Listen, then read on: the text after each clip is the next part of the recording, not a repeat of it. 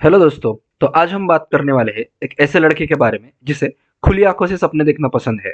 ये स्टोरी है एक ऐसे लड़के की जिसने दुनिया की one of the best company Microsoft में काम किया है, पर बाद में अपने सपने के लिए उसने माइक्रोसॉफ्ट छोड़कर अपने घर के गैराज में अपने कंपनी का ऑफिस शुरू किया था। और आज इस लड़के की कंपनी की वैल्यूएशन $5 बिलियन से भी ज्यादा है। बस इतना ही नहीं, ये आज यंग एंटरप्रेन्योर्स के लिए एक इंस्पिरेशन है। तो आइए जानते हैं इस लड़के की कहानी। इस लड़के का बचपन दिल्ली में ही गुजरा था। इसके पापा सीए थे। इसने अपनी स्कूल की पढ़ाई दिल्ली के डॉन बॉस्को स्कूल में कंप्लीट की थी। अपनी स्कूल की पढ़ाई कंप्लीट करने के बाद इस लड़के का सपना था आईआईटी के कॉलेजेस में पढ़ने का, जिसके लिए इस लड़के ने जी तोड़ मेहनत की थी। पर अनफॉर्चुनेटली उसे आईआईटी में एडमिशन नहीं मिला। पर उसे इंजीनियरिंग तो करनी थी, जिसके लिए उसने कनाडा जाने का डिसाइड किया। घर के हालात इतने भी अच्छे नहीं थे कि वो इंडिया से बाहर जाके पढ़ सके, पर जैसे तैसे करके पैसे जमा करके और कुछ स्कॉलरशिप लेकर वो पढ़ने कनाडा चला गया। कनाडा में उसने मेगल यूनिवर्सिटी में एडमिशन लिया था। जैसे मैंने बताया, इस लड़के के घर के हालात इतने भी अच्छे नहीं थे कि वो आराम से कनाडा में पढ़ सके, जिसकी वजह से अपने डेली खर्चों के लिए अब इस लड़के को पार्ट टाइम जॉब करना पड़ रहा था। इस लड़के ने एक कंपनी में रिसेप्शनिस्ट की जॉब करना स्टार्ट कर दिया था। बस इतना ही नहीं, एकदम इंडिया छोड़कर कनाडा में आने की वजह से पढ़ाई में भी इस लड़के को काफी स्ट्रगल करना पड़ रहा था। इसके बाकी सारे फ्रेंड्स इंडिया के कॉलेजेस में मजे कर रहे थे, पर इस लड़के के लिए कनाडा में पढ़ाई करना आसान नहीं था। उसे कनाडा के कॉलेजेस में कई सारी दिक्कतों का सामना करना पड़ रहा था। एक तो कॉलेज, उसके बाद रिसेप्शनिस्ट की जॉब,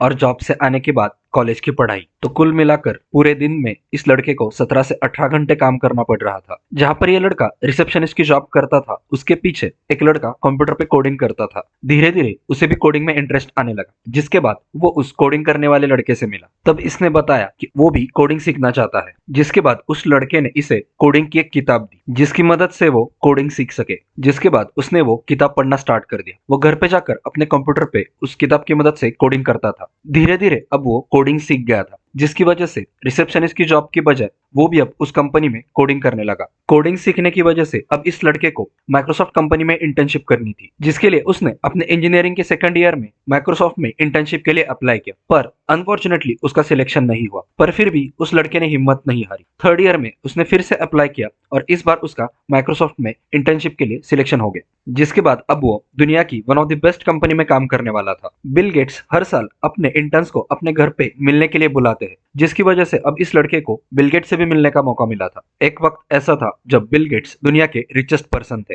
बिल गेट्स से मिलने के बाद ये लड़का बिल गेट्स से काफी ज्यादा इंस्पायर हो गया था। बिल गेट्स की कंपनी कितनी बड़ी है और हम ये दुनिया माइक्रोसॉफ्ट के बिना इमेजिन भी नहीं कर सकते, ये अब इस लड़के को समझ आ रहा था। जिसकी वजह से उसने इंजीनियरिंग कंप्लीट करने के बाद यूएस जाने का डिसाइड किया। जिसके बाद वो सियाटल में माइक्रोसॉफ्ट में जॉब करने लगा। माइक्रोसॉफ्ट एक ऐसी कंपनी है जिसके प्रोडक्ट दुनिया भर में लोग इस्तेमाल करते हैं, जिसने लोगों के काम करने के तरीकों को ही बदल दिया था। Microsoft Word, Microsoft PowerPoint, Teams, Excel, ये कुछ ऐसे प्रोडक्ट्स हैं जिनके बिना तो कॉर्पोरेट कंपनीज काम ही नहीं कर सकती। और इन प्रोडक्ट्स पर इस लड़के को अब काम करने का मौका मिला था। माइक्रोसॉफ्ट एक ऐसी कंपनी है जो बिजनेस से ज्यादा लोगों के प्रॉब्लम सॉल्व करने पर ज्यादा फोकस करती है। माइक्रोसॉफ्ट के इंजीनियर्स अपना ज्यादा से ज्यादा वक्त कस्टमर्स के साथ गुजारते हैं, उनके रिक्वायरमेंट्स और उनके प्रॉब्लम्स को समझते हैं। बिल गेट्स को पता था कि जितने ज्यादा वो कस्टमर्स के प्रॉब्लम सॉल्व करेंगे, उतना ही ज्यादा उनको पैसा मिलेगा और ऑटोमेटिकली उनका बिजनेस ग्रो करेगा। जिसकी वजह से उनका मेन फोकस कस्टमर सेटिस्फेक्शन पे रहता था। इस लड़के को माइक्रोसॉफ्ट में काम करने का सबसे बड़ा एडवांटेज यही था कि वहां पर हर कोई उससे ज्यादा बेटर था और उससे ज्यादा स्मार्ट था, जिससे उसे बहुत ज्यादा मोटिवेशन मिलता था। उसे वहां पर लोगों से काफी कुछ सीखने को मिला। कस्टमर हैंडलिंग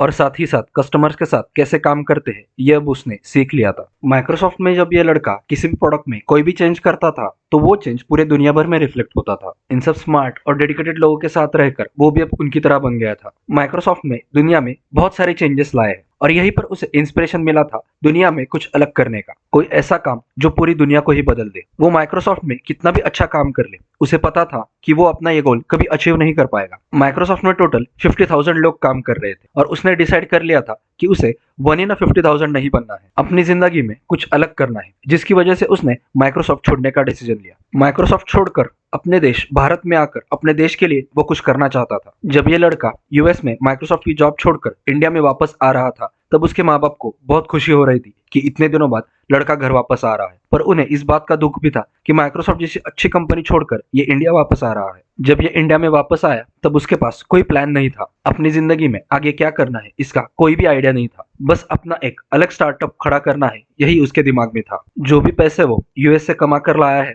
उतने ही पैसे उसके पास थे, बाकी कुछ नहीं था। आप बिलीव नहीं करोगे, पर उसने अपने पहले बिजनेस की शुरुआत अपने घर के गैराज से की थी। उसका घर का गैराज ही उसका पहला ऑफिस था। अपने पहले स्टार्टअप में इस लड़के ने कॉलेज स्टूडेंट्स के कुछ प्रॉब्लम्स आइडेंटिफाई कर लिए थे और उन प्रॉब्लम्स पर काम करना शुरू कर दिया था। कॉलेज के स्टूडेंट्स के लिए कैंपस ढूंढना, इंटर्नशिप अरेंज करना, ये सब काम वो अपने पोर्टल के थ्रू करता था। उन कॉलेज स्टूडेंट को सबसे ज्यादा प्रॉब्लम होता था जिन्हें उनके कॉलेज का हॉस्टल नहीं मिलता था। इस प्रॉब्लम को उस लड़के ने अपने ऑनलाइन पोर्टल के थ्रू सॉल्व किया। उसने थाउजेंड्स ऑफ पीजीज को अपने ऑनलाइन पोर्टल पर लिस्ट कर दिया, जिसकी वजह से जिन लड़कों को कॉलेज का हॉस्टल नहीं मिलता था उन्हें पीजी मिलने में अब आसानी होने लगी। बहुत हद तक इस लड़के ने कॉलेज स्टूडेंट्स की प्रॉब्लम सॉल्व कर दी थी, पर उसे पता था कि यह बिजनेस बड़ा नहीं बन सकता, यानी ये बिजनेस बहुत स्केलेबल नहीं है। जिसके बाद उसने एक अलग बिजनेस करने के बारे में सोचा। माइक्रोसॉफ्ट में उसने जो बातें सीखी थी उसने वो अब अपने बिजनेस में अप्लाई करना स्टार्ट कर दिया। लोगों की प्रॉब्लम्स को समझो और उन प्रॉब्लम्स को सॉल्व करने की कोशिश करो। जितनी बड़ी प्रॉब्लम आप सॉल्व करोगे उतना ही ज्यादा पैसा कमा सकते हो। जिसके बाद इस लड़के ने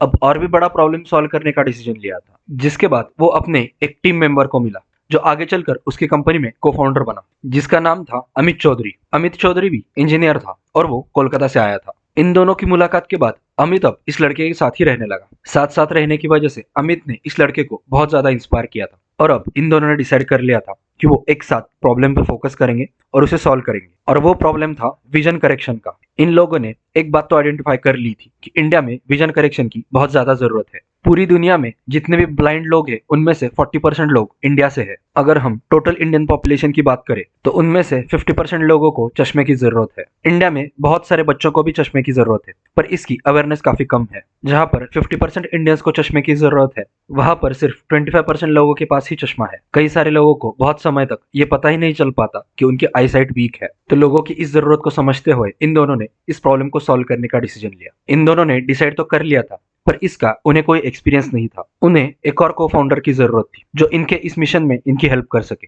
जिसके बाद इन्होंने लिंक्डइन पर बहुत सर्च करने के बाद एक लड़के को अप्रोच किया जिसका नाम था सुमित। सुमित ने अपनी कंपनी से रिजाइन किया हुआ था। सुमित उम्र में इन दोनों से थोड़ा बड़ा था, पर उसके पास ये एडवांटेज था कि उसने एक आईवेयर कंपनी में काम किया हुआ था, जिसका इनके बिजनेस को काफी ज्यादा फायदा मिलने वाला था। जिसके बाद इन्होंने अपनी आईवेयर कंपनी शुरू कर दी और ऑनलाइन चश्मे बेचना शुरू कर दिया। पहले तो इन्हें भी कॉन्फिडेंस नहीं था कि क्या लोग सच में ऑनलाइन चश्मा खरीदेंगे, क्योंकि तब लोग ज्यादा ऑनलाइन सामान खरीदना पसंद नहीं करते थे। पर उन्हें लोगों से काफी अच्छा रिस्पांस मिलने लगा। उन्हें ऑल ओवर इंडिया ऑर्डर्स आने लगे। इतना अच्छा रिस्पांस मिलने की वजह से इन्होंने इन्वेस्टर से फंडिंग उठाना स्टार्ट कर दिया और 3 लोगों ने स्टार्ट की हुई ये आईवेयर कंपनी आज $1 बिलियन कंपनी बन गई है। अब तक तो आप लोग समझ ही गए होंगे, ये स्टोरी है लेंसकार्ट के फाउंडर पीयूष बंसल की। पीयूष बंसल ने लेंसकार्ट को अपने दोस्त अमित चौधरी और सुमित के साथ स्टार्ट किया था। जिस लेंसकार्ट को इन लोगों ने 2010 में शुरू किया था, आज उसकी वैल्यूएशन $5 बिलियन से भी ज्यादा है। पर लेंसकार्ट ने ऐसा क्या किया, आइए इसे समझते हैं। लेंसकार्ट ने ऐसे सेगमेंट में काम करना स्टार्ट कर दिया जिस पर ज्यादा कोई काम नहीं कर रहा था। लोगों को चश्मे खरीदने के लिए स्टोर्स में जाना पड़ता था और वहां पर ज्यादा वैरायटी भी नहीं थी।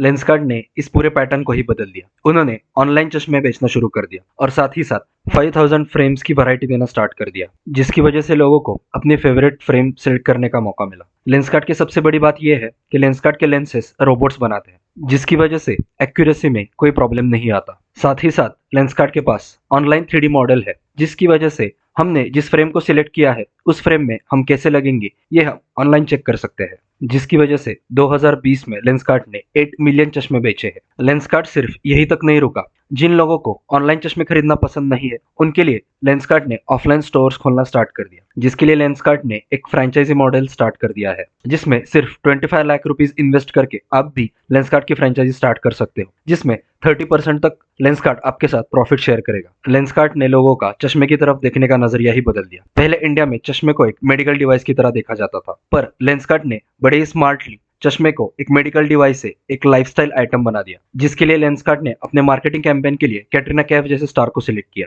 जिसने इंडिया में पूरी आईवेयर इंडस्ट्री को ही बदल दिया। इस लेंसकार्ट को बनाने वाले पीयूष बंसल ने शार्क टैंक इंडिया में जज का काम किया है। शार्क टैंक इंडिया में पीयूष ने काफी सारे स्टार्टअप्स में इन्वेस्ट किया, पर उनका सबसे फेमस इन्वेस्टमेंट है जुगाड़ू कमलेश का। जुगाड़ू कमलेश हमारे देश के फार्मर्स के लिए काम कर रहा है। वो फार्मर्स के लिए ऐसी चीजें बनाते हैं जो उन्हें फार्मिंग करते वक्त हेल्प करे। जहां पर सारे शार्क्स आउट हो गए थे, वहां पर पीयूष बंसल ने 30 लाख रुपीस देकर जुगाड़ू कमलेश के स्टार्टअप में इन्वेस्ट किया, जिसके बाद वो सबके फेवरेट शार्क बन गए। तो थैंक यू दोस्तों वीडियो को पूरा देखने के लिए। अगर आपको वीडियो पसंद आई हो तो इसे लाइक कर देना और अपने फ्रेंड्स और फैमिली के साथ इसे जरूर शेयर कीजिए, और ऐसे ही अच्छे अच्छे वीडियोस के लिए चैनल को सब्सक्राइब कर देना। तब तक मिलते हैं अगली वीडियो में।